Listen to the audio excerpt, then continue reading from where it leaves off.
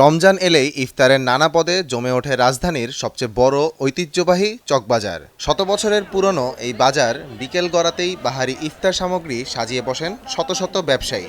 আমাদের এখানে আছে leg piece, chicken, kofta chicken, জালি কাবাব, বিফ, ভেজিটেবল রোল। আমি তো এই 18 বছর পড়লো আর কি।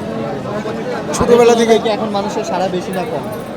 বর্তমানে তো এখন সারা বেশি, খাওয়ার খাদ্য নষ্ট, মান নষ্ট হয়ে গেছে, আগের মতো নাই। ভবিষ্যৎ হোক নিরাপদ, বিনিয়োগ হোক বিশ্বস্ত, আর আমার পছন্দ সল্ট বে। ওয়েলকাম টু সল্ট বে। আগের মতো মান নাই না, চকবাজারে কোথাও নাই। রাজধানীর বিভিন্ন প্রান্ত থেকে রোজাদাররা ভিড় জমান মুখরোচক খাবারের টানে। শাহী কাবাব, সুতি কাবাব, বড় বাপের পোলায় খায় নামে বাহারি ইফতার আলাদা করে নজর কাড়ে ক্রেতাদের।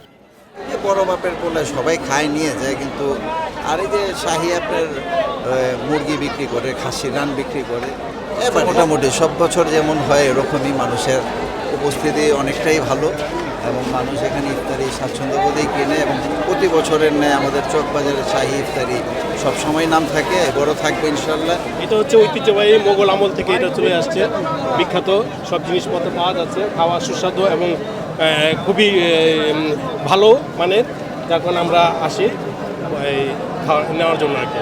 রমজানের শুরুতে ভিড় কিছুটা কম থাকলেও বিক্রেতারা বলছেন সামনের দিনগুলোতে রোজাদারের উপস্থিতির সঙ্গে বাড়বে বেচাকেনা।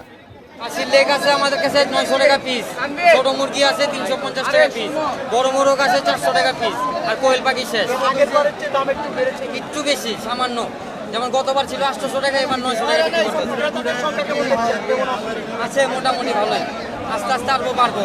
প্রতি বছরের মতো এবারও ইতিহাস, ঐতিহ্য আর স্বাদের টানে প্রাণ ফিরে পেয়েছে চকবাজার। আহমদ জামিল হক, নয়াদিগন্ত।